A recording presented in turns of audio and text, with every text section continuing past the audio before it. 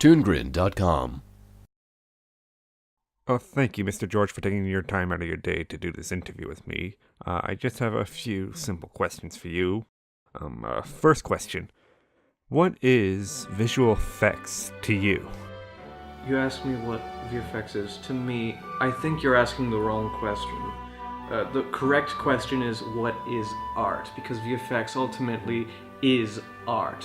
And the answer to that is, it's a very large, there's a very large answer to the question, what is art? In fact, you could even say this brick wall behind me is art, this couch is art, but even more so you can say that I am art, the glasses on my face is art, my entire life is art. What else is art? Is the poop I made in the bathroom art? Of course it is, everything's art. I treasure every moment of every day, and that is art.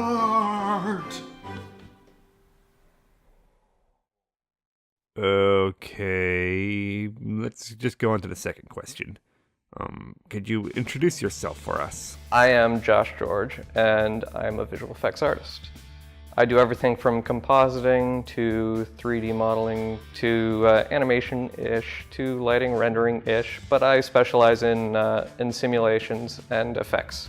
So simulations is when you need something broken apart, blown up, and you need that crumbling debris and whatnot. You need smoke, that's all simulated. It's not hand animated, it's set up for a program to calculate what the animation would look like realistically.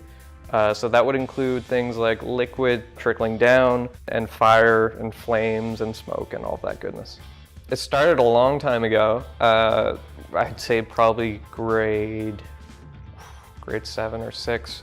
Me and other friends, we ended up making some really bad YouTube videos. They're not on YouTube anymore, don't look for them. And I got into using proper programs and stuff, and I got really good for my age, I guess.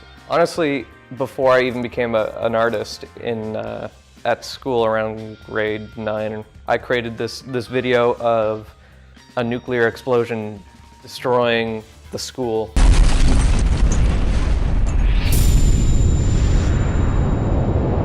And my teacher loved it, and he showed it off to all of his students. And that really got me excited about it. That kind of, I proved to myself that I was actually capable of doing something at a impressive quality. And then beyond that, when I actually got an internship here, just the occasional congratulations and the occasional praise on a simple shot that I'd do just as an intern who didn't go to school, that kept me going. It lets me know that I'm on the right track and that I'm actually, I'm onto something, that this is something that I could get paid for. It's something to pursue. During high school, I had a co-op, and my dad pushed me to go into this co-op. And there I was able to kind of show off little motion graphic artistries in different projects. And they kind of convinced me that the best way to move forward is to just keep interning in places. So after high school, I was able to get an internship with the same people in a different company. And from there, I just did more motion graphics for them. They would do music videos and websites and stuff, so people would need name tags that come in, their name would pop up, go out, stuff like that. I was able to impress them, and eventually that led to my current job, where they kind of did a website for a visual effects company, which is now Playfight, and they let Playfight know that I wanted to do visual effects, and I just became a visual effects artist here, starting as an intern.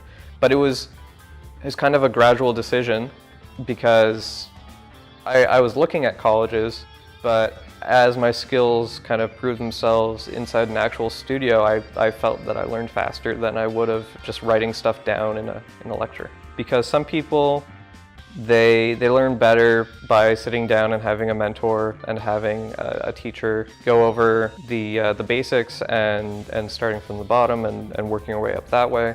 Some people work best being thrown into a situation where they have to just kind of learn by trial by fire. Some people can't take that kind of pressure, and I certainly had a lot of trouble adjusting to that.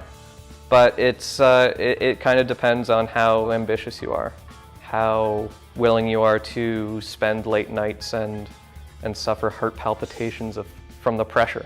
I enjoy all of it as long as the challenge is there and we have the time to explore the most realistic approach, because depending on the project, the turnaround and the budget might need me to work really fast so that I get just a basic sim, I set it up, I click go, it goes, and it turns out okay, but we don't have much time to fiddle until it looks perfect.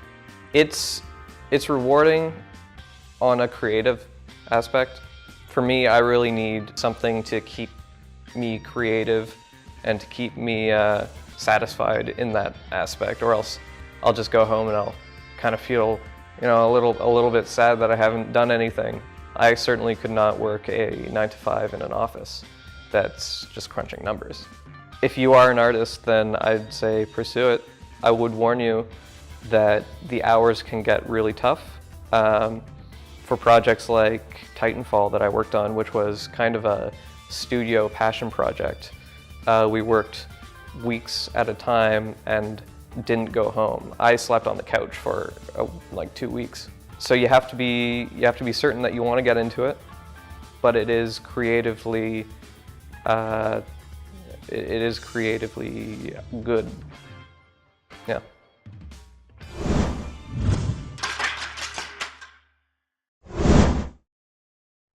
I see trees are green, red roses too. I see them bloom for me and you, and I think to myself, what a wonderful world.